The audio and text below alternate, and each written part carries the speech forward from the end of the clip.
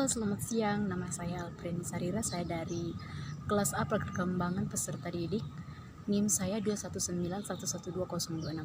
Nah, di video ini saya akan menjelaskan tentang perkembangan emosi. Yang pertama, apa yang dimaksud dengan emosi? Emosi mengacu pada perasaan yang kuat yang melibatkan pikiran, perubahan fisiologis, dan ekspresi pada sebuah perilaku.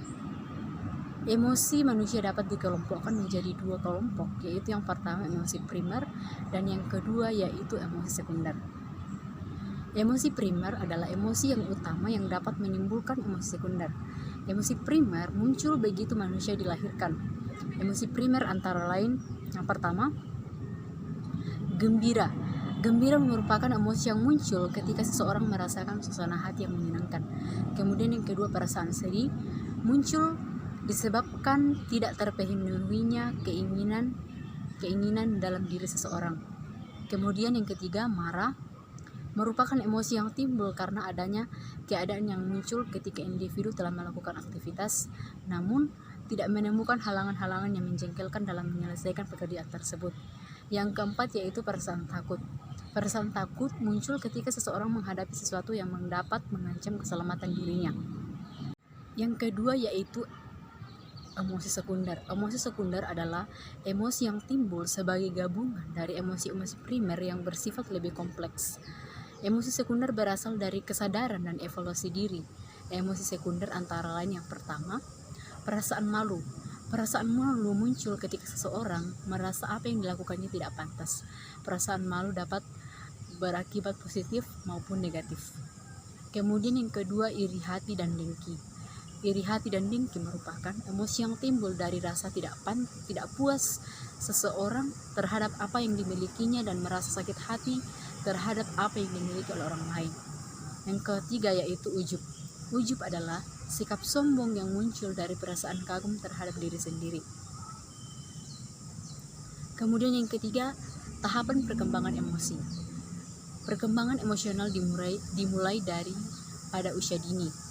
Ketika anak-anak masuk taman kanak-kanak dari prasekolah, melalui interaksi mereka dengan orang lain, anak-anak mengembangkan kemampuan sosial dan intelektualnya. Perkembangan emosional dan intelektual biasanya berjalan beriringan untuk membantu anak mengembangkan kemampuan sosialnya. Karena interaksi antara anak-anak dan orang dewasa menciptakan kesehatan emosional.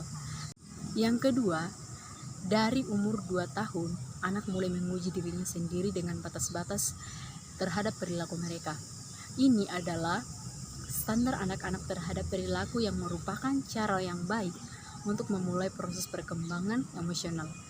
Tidak semua perkembangan emosional dilakukan melalui interaksi sebab kadang-kadang anak-anak harus dibiarkan untuk menemukan emosinya sendiri dari waktu ke waktu.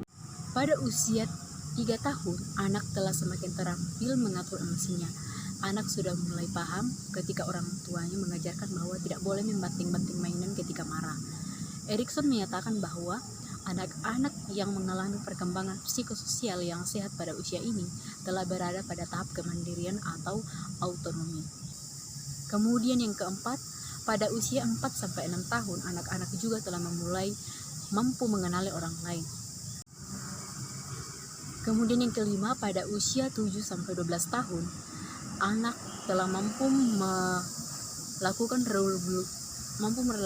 regulasi diri yang lebih variatif. Anak mulai mampu menunjukkan sikap yang pantas dalam ekspresi emosinya. Mereka telah lebih mampu menyembunyikan emosi-emosi yang dianggap melanggar aturan sosial. Mereka juga lebih mampu menunjukkan emosi-emosi yang membuat orang lain senang, misalnya emosi gembira, senang, malu, kagum, dan cinta.